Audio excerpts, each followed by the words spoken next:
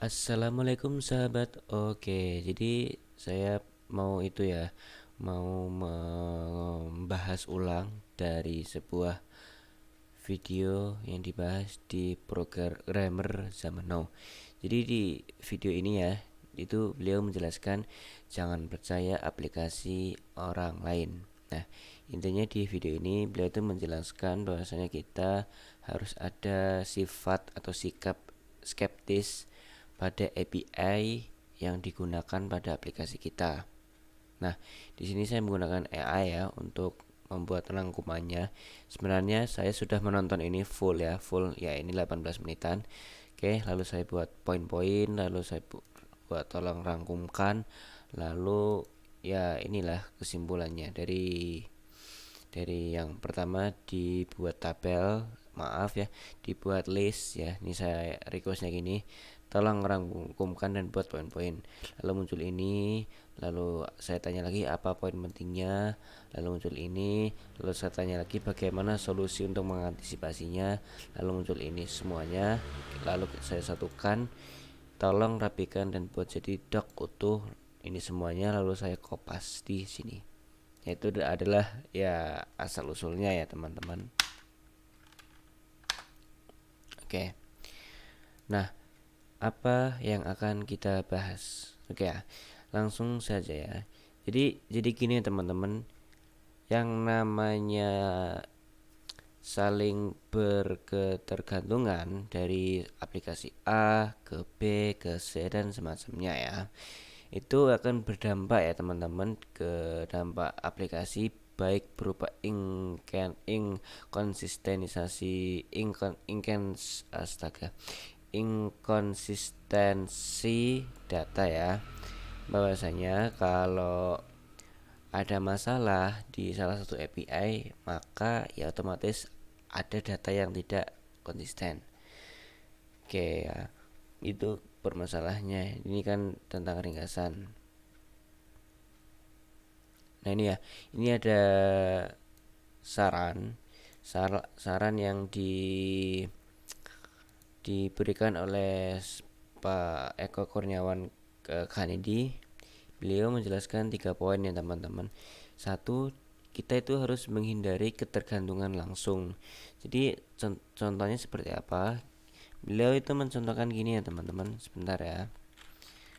Kita ke teks editor biasa agar saya bisa meniru seperti Pak Ono. Oke.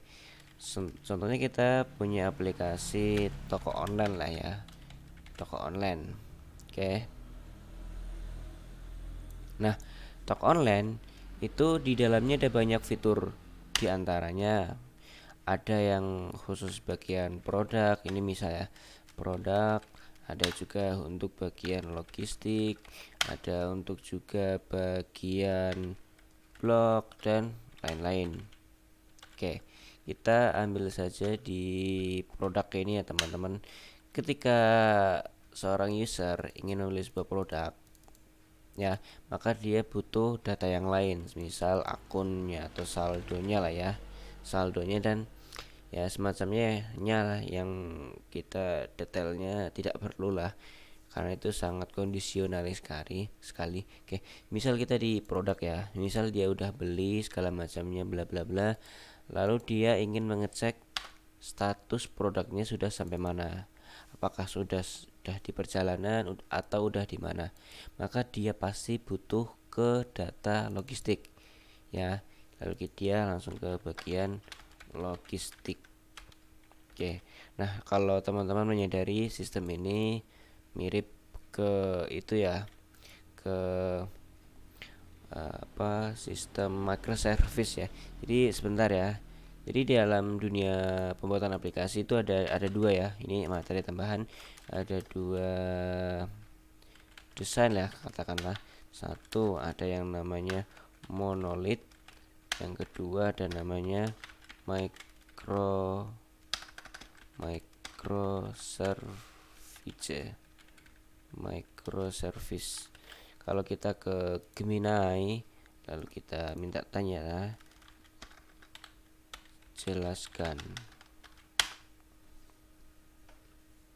Ini ya, monolith ialah arsitektur yang semua komponennya itu dalam satu tempat ya. Kalau yang namanya sebentar, nah ini microservice itu dia dipecah-pecah ya. Dipecah-pecah seperti apa? Ya seperti ini. Untuk produk dia ada sendiri, ada logistiknya sendiri, selalu ada sendiri, ada blok sendiri. Ya ini kita bisa katakan microservice. Mana tadi? Ya itu ya intinya. Oke, kita kembali ke materi. Nah, itu hindari langsung ya teman-teman tadi ya. Kan di sini dicontohkan kan dari produk langsung ke logistik. Katakanlah, katakanlah di logistik ini ada bermasalah. Lantas, bagaimana yang di produk ini ya? Nah, ya contohnya gini ya, saya membeli sebuah baju, kayak sebuah baju, sudah saya transaksi dan segala macam. Satu hari kemudian, saya ingin mengecek perjalanan dari baju yang saya beli atau saya pesan. Tiba-tiba di aplikasi logistik itu terjadi masalah, error atau semacamnya. Lantas saya tidak bisa dong mengetahui detail perjalanan uh, dari produk saya atau dari yang saya beli. Nah, itu yang dibahas ya.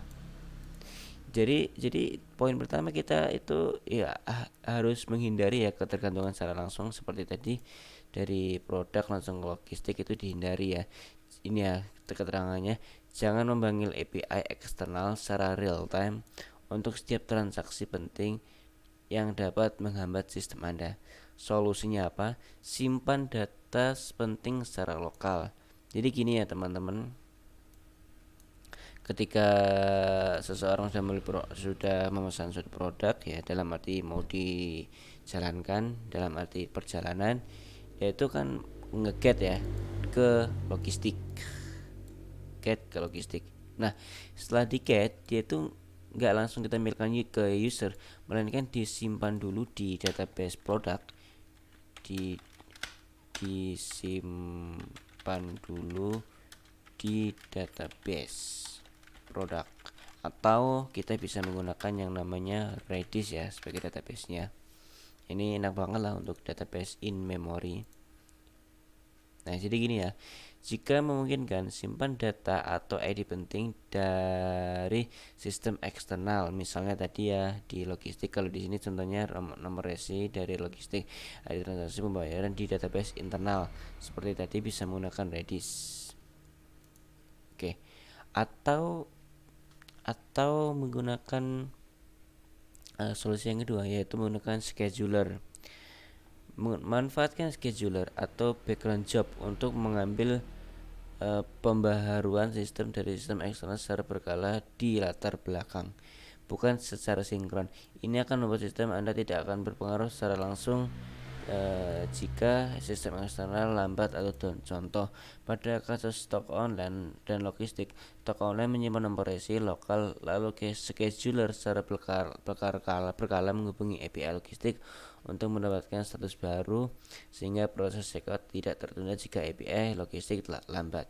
Nah, ini ada dua mekanisme ya. Ya, sebenarnya sama lah. Jadi untuk yang ini dia lebih otomatis menggunakan scheduler. Kalau yang sebelumnya dia dari get API. Contohnya seperti ini. Kita dari produk, kita sudah membeli sesuatu. Lalu dia otomatis ya mengambil data dari logistik, lalu dia disimpan dulu di database produk. Jadi setiap kali saya mengakses produk itu tidak secara langsung mengambil data di logistik ya, melainkan dikasih jeda berapa gitu, lalu dia akan nge-get lagi ke logistik. Ya itu cara yang pertama. Sebentar ya. Nah, atau cara yang kedua yang lebih canggih menggunakan scheduler. Jadi seperti ini. Jadi di aplikasi memang sudah di set, katakanlah setiap 1 jam sekali, maka akan get semua data dari logistik. Ya jadi gitu. Setiap 1 jam maka dia akan ambil data dari logistik. Nah, dari logistik ini maka akan disimpan di database. Jadi ya sama intinya, disimpan di database dari produk. Cuman yang pertama itu manual, yang di sini lebih otomatis. Oke.